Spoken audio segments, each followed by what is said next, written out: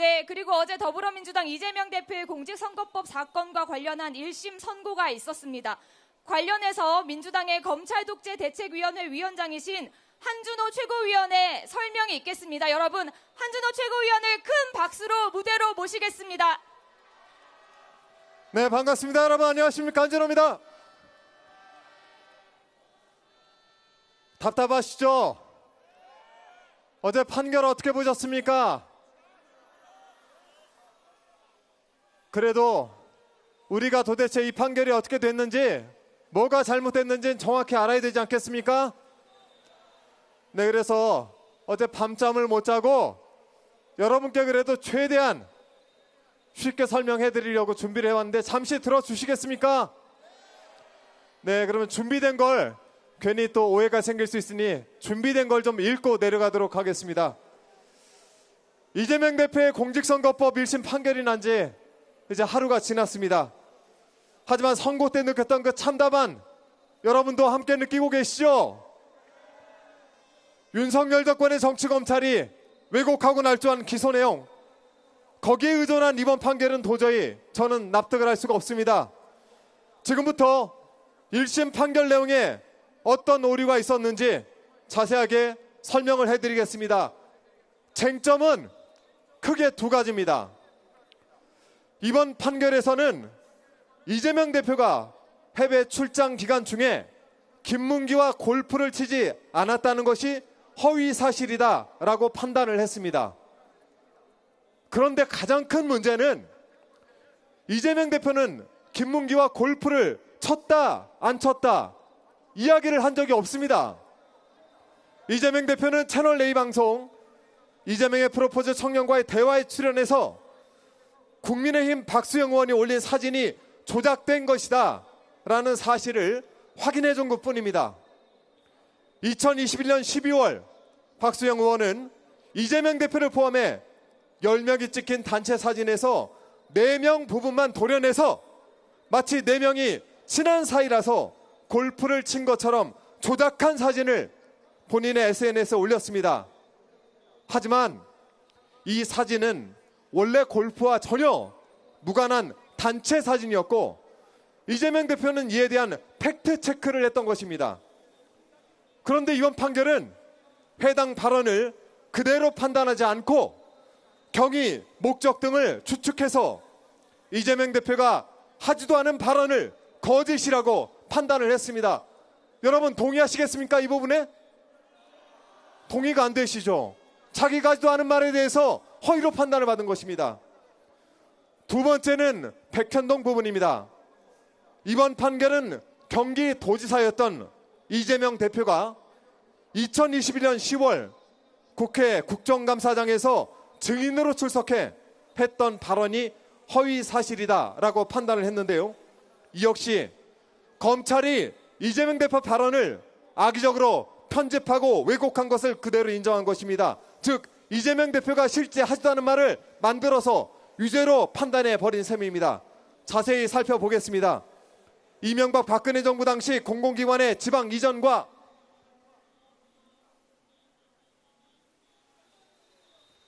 네, 죄송합니다. 종이가 넘어가질 않습니다. 공공기관이 떠난 부지의 용도 변경 매각은 국가 시책이었습니다. 성남시에는 이전 대상 공공기관이 5개 있었어요. 그런데 성남시장으로 재직했던 이재명 대표와는 이와 관련한 상황을 국정감사장에서 국회의원들의 질문을 받고 사실대로 설명을 한 것입니다. 이재명 대표는 식품연구원 등 5개 공공기관 부지에 대해서 혁신도시법상 의무조항과 이에 근거해서 직무유기 등을 문제 삼겠다는 국토부의 협박이 있었는데 성남시는 조금만 반영을 해서 주겠다라는 방침으로 기자회견까지 했고, 그 결과 5개 공공기관 부지의 매각이 몇 년간 안 되고 있었다라는 취지로 발언을 하면서 정작 백현동 부분은 마지막에 언급을 했습니다.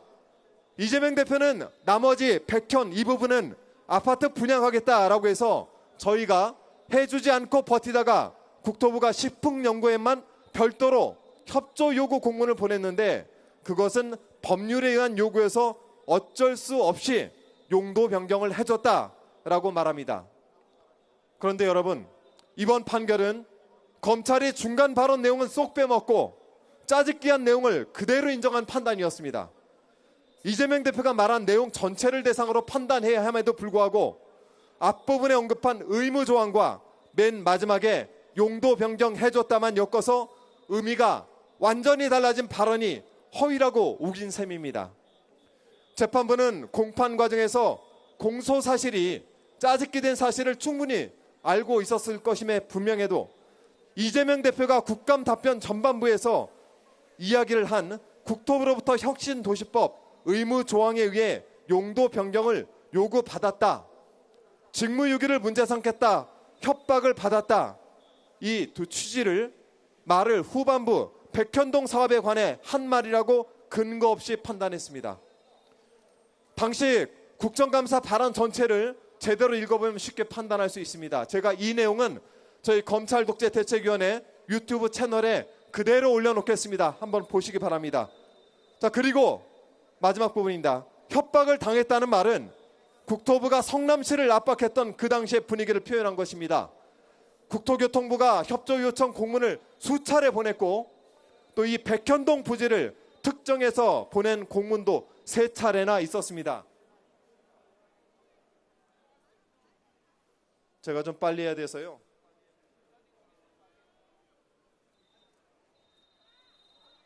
자, 대통령 주재회의, 청와대 비서관 주재회의, 여기에서 용도 변경 요구가 있었고 안행부의 이행 실적 점검, 국책사업에 협조하지 않으면 직무유기로 문책한다는 국무총리 지시 하달 등이 있었던 상황에서 일개 기초지자체인 성남시가 압박을 느꼈던 것은 당연합니다.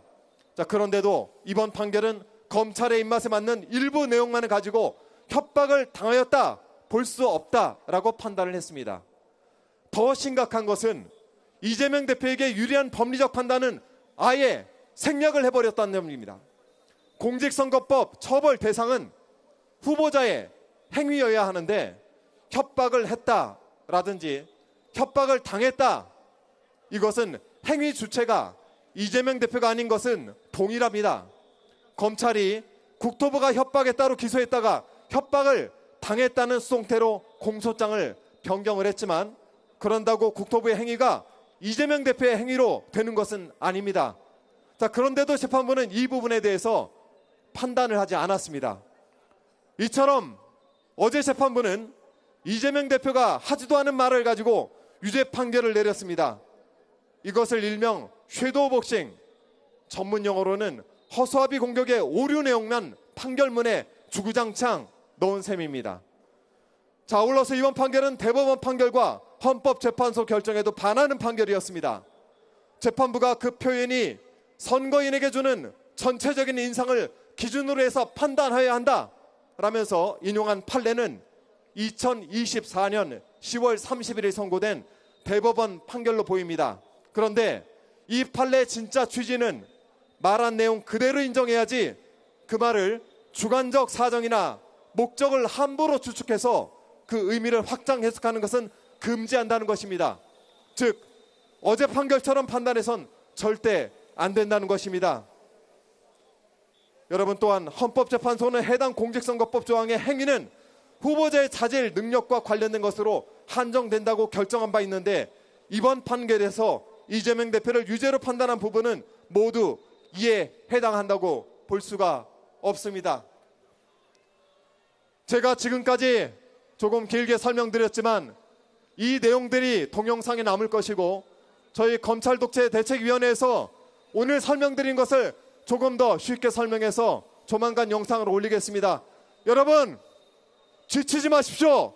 끝까지 함께해 주시면 반드시 저희가 이재명 대표의 진실을 규명해낼 수 있습니다. 함께해 주시기 바랍니다. 고맙습니다. 네, 여러분, 더불어민주당 검찰독재대책위원회 한준호 위원장께 다시 한번 큰 박수 부탁드리겠습니다.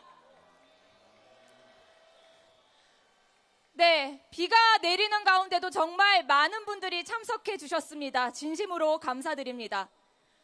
김건희, 윤석열 국정농단 규탄 특검 촉구 제3차 국민행동의 날 대회를 시작하도록 하겠습니다.